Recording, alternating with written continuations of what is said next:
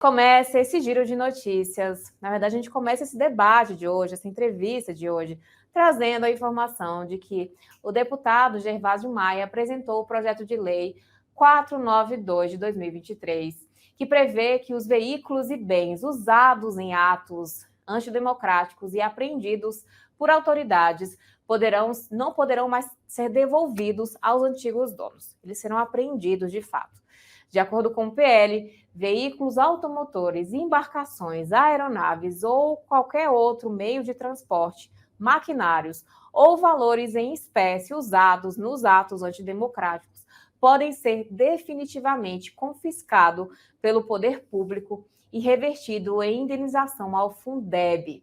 E para falar sobre isso, falar das consequências jurídicas desse assunto, nós trouxemos ao Meio-Dia em Brasília o advogado Anderson Cortez, que já está aqui com a gente para comentar esse processo e falar, inclusive, comentar esse projeto de lei e falar, inclusive, também sobre a situação de alguns manifestantes que continuam presos.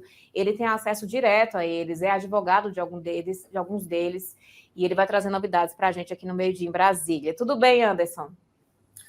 Bom dia, Kiss. É sempre um prazer estar aqui com você, contribuindo aqui. É uma honra. A Ribeiro Veio agradece sempre pela oportunidade de estar junto com você.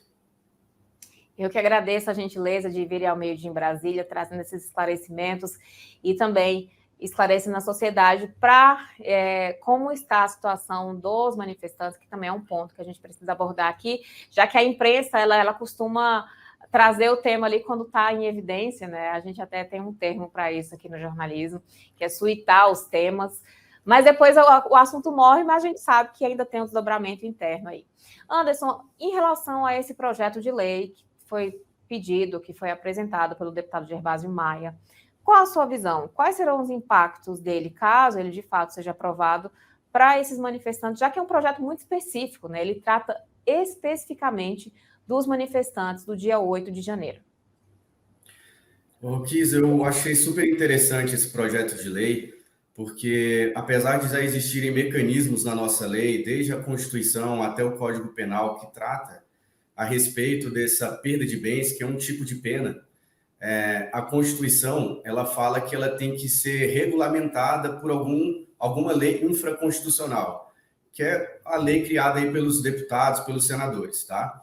Então, eu acho interessante porque nós já temos alguns crimes que, durante essa questão do crime praticado e etc., existe sim esse perdimento de bens. Um deles é o tráfico de drogas e a organização criminosa. Tá? Esses bens ali, frutos desses crimes ou utilizados nessas questões, eles são apreendidos e não são mais devolvidos aos seus antigos donos. São destinados a projetos que apoiam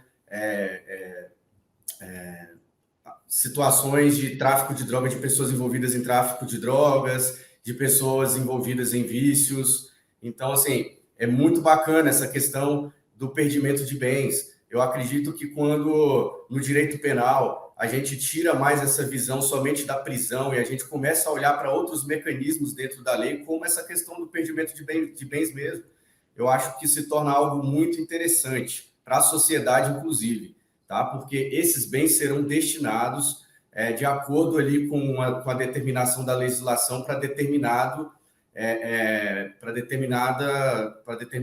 setor da sociedade.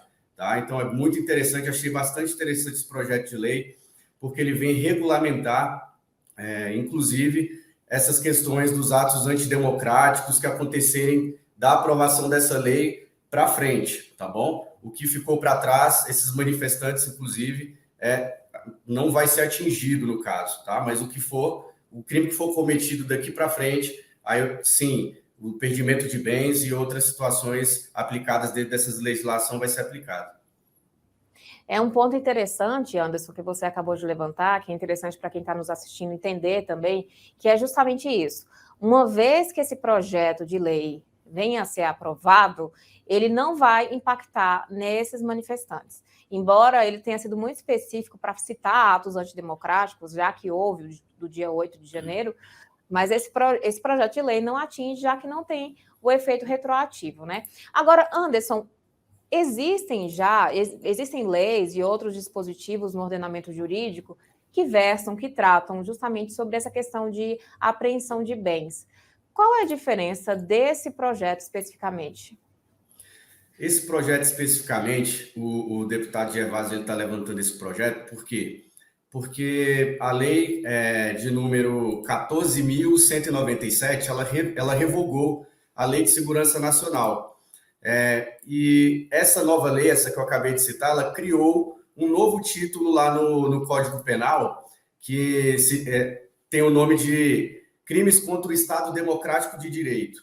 Então, ali já está disposto ali nesse título alguns os crimes que são cometidos contra a democracia. Só que lá não está falando sobre a pena de perda de bens. Então, o motivo dessa lei, o que eu entendi, o que o deputado Gervásio quis fazer, foi no sentido de regulamentar como que será feito esse perdimento de bens e a quem será destinado. Tá? Então, por isso a importância dessas regulamentações, inclusive dessa. Porque, tudo bem, poderíamos usar outros institutos dentro do Código Penal de forma analógica, mas é muito melhor já termos essa lei aprovada, no caso, para verificarmos a destinação, para verificarmos o procedimento de como que vai ser feito esse perdimento de bens, tá? Então, é basicamente assim.